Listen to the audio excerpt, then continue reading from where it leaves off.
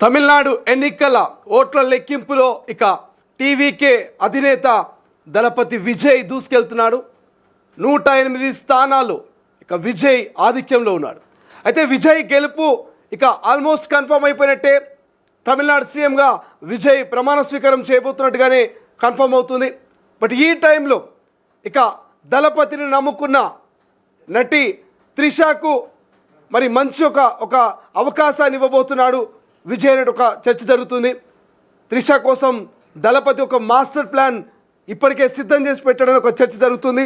Right now దానికి సంబంధించిన discussion మనం చూస్తూ ఉన్నాం. ఏదైతే ఇవాళ ఉదయం తిరుమల శ్రీవారిని దర్శించుకున్నారు నటి త్రిష.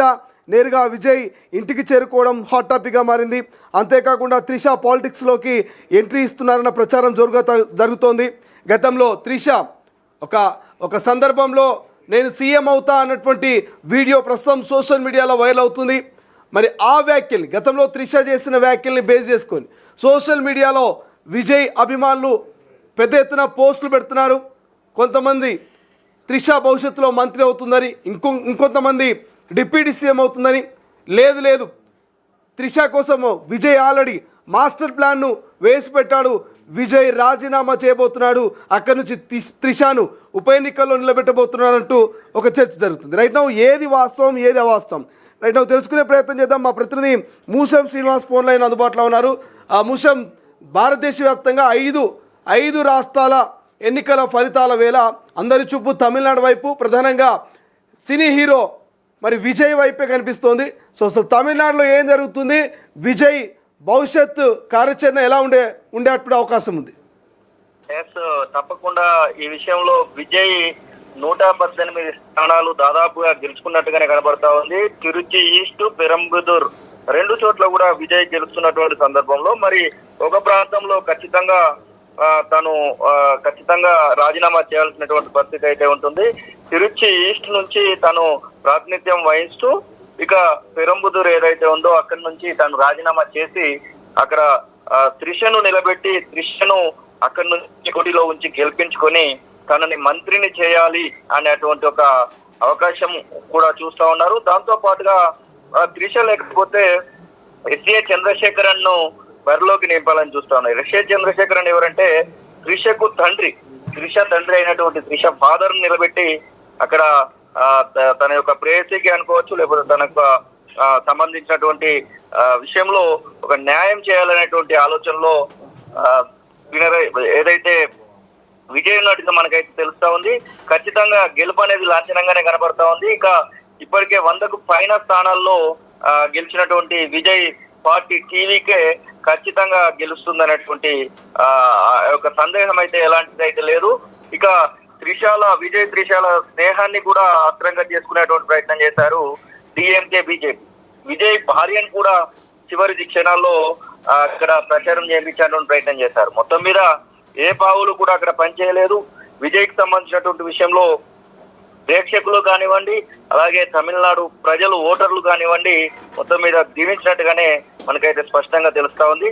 మొత్తం మీద రాజీనామా చేయాల్సి వస్తుంది. రాజీనామా చేసే ప్రయత్నంలో భాగంగా ఖచ్చితంగా తిరుచి ఈస్ట్ ను తనే ఉంచుకుంటాడు. ఎందుకంటే ప్రస్తుతం సిట్టింగ్ ముఖ్యమంత్రిగా ఉన్నటువంటి స్టాలిన్ పక్క నియోజకవర్గంగా తిరుచి ఈస్ట్ ఉంది కాబట్టి ఖచ్చితంగా తిరుచి ఈస్ట్ తనకే ఉంచుకొని త్రిషను లేకపోతే త్రిష యొక్క తండ్రిని పోటీ చేపించేటువంటి ఆలోచనలో విజయ్ ఉన్నట్టుగా మనకైతే స్పష్టంగా తెలుస్తా ఉంది. శ్రీశైలం మొత్తం మీద ఇది ఒక సంచలనం అనే చెప్పుకోవచ్చు. విజయ్ గెలవడము, విజయ్కి సంబంధించినటువంటి విషయంలో దాదాపు సింగిల్ లార్జెస్ట్ పార్టీగా తమిళనాడులో గెలిచేటువంటి పరిస్థితి రావడము, ఇది అందరూ కూడా ఊహించినటువంటి సందర్భం. కేవలం ఒకరే ఒక ఎగ్జిట్ పోల్ వాళ్ళు ఇచ్చినట్టున్నారు, మిగిలినటువంటి అన్ని కూడా స్టాలిన్ కే పట్టం కడతాయి అనే విధంగా ఎగ్జిట్ పోల్స్ వచ్చినటువంటి సందర్భం.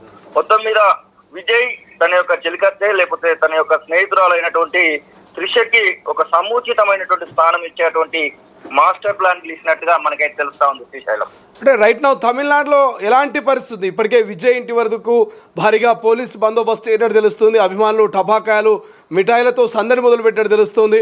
సో అంటే ఏం జరుగుతుంది విజయ్ నివాసం వద్ద? నిజంగా ముందస్తు సెలబ్రేషన్ మొదలుపెట్టింది విజయ్ అభిమానులు అనుకోవచ్చా? అంటే తక్కువ సమయంలోనే దాదాపు 2 సంవత్సరాలు ఇక పూర్తి కూడా కాలేదనుకోవచ్చు. ఇప్పుడు 2024 సంవత్సరంలో పార్టీ పెట్టి 2026 సంవత్సరంలో తను ముఖ్యమంత్రి పీఠాన్ని అధిరోహించబోతా ఉన్నారు. ఖచ్చితంగా అభిమానులకు ఇది ఒక సంతోషకరమైనటువంటి వార్తగానే చెప్పుకోవచ్చు శ్రీశైలం.